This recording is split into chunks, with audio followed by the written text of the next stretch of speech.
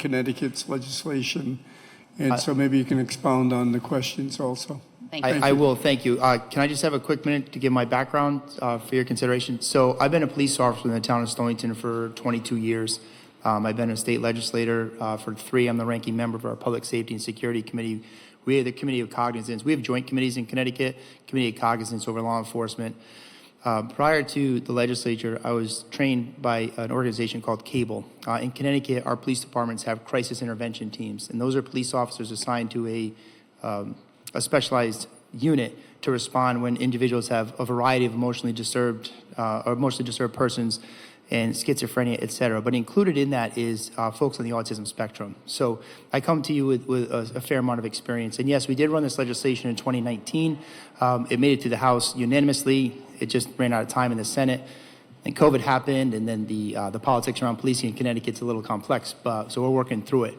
But to your question, oftentimes police officers encounter individuals that are specifically non-compliant, passively aggressive, et cetera, because they don't want to be caught. Police officers are trained, I assume it's true in Rhode Island, to address folks with autism a bit different. But it's imperative that they know that those individuals have autism.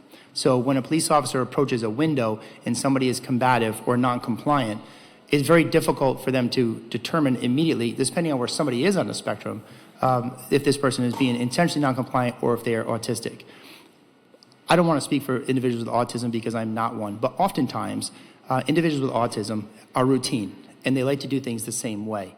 So if we have individuals with autism who are concerned about being pulled over and the interaction that would happen with law enforcement, and they know that when they pull over, they immediately pull that blue envelope with their registration and insurance card right from their visor and hold it up, they've now signaled to the police officer, I have autism, and the officer can deal with it appropriately. There's a Supreme Court case that came out of the United States in the 60s that most of use of force in the state in the country is based off this, and I'll save you the details. But in short, a police officer dealt with an individual who was having a diabetic reaction and dealt with them as if they were a combative suspect. Later, the police officer came to know that the individual was actually having a medical emergency and said, I would have dealt differently had I known that at the time.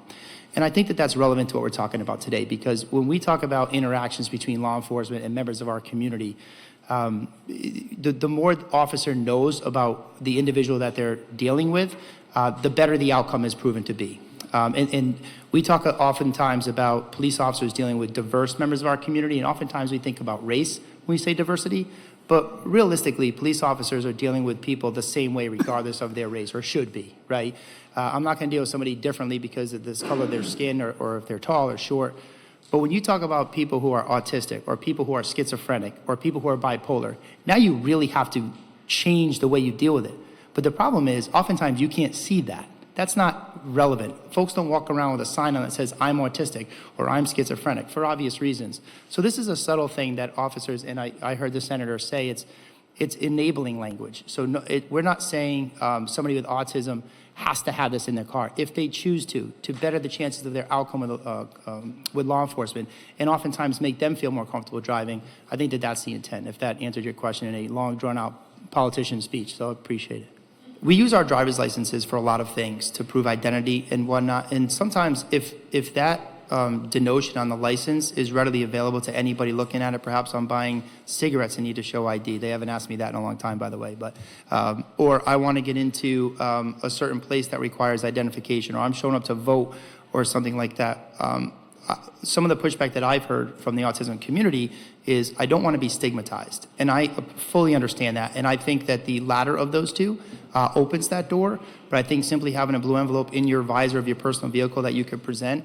And I think also there's not a big market to counterfeit these things to I can trick a police officer, right? So if it's a specific thing that's marketed and branded through the DMV, you call it DMV, right? Yeah, DMV.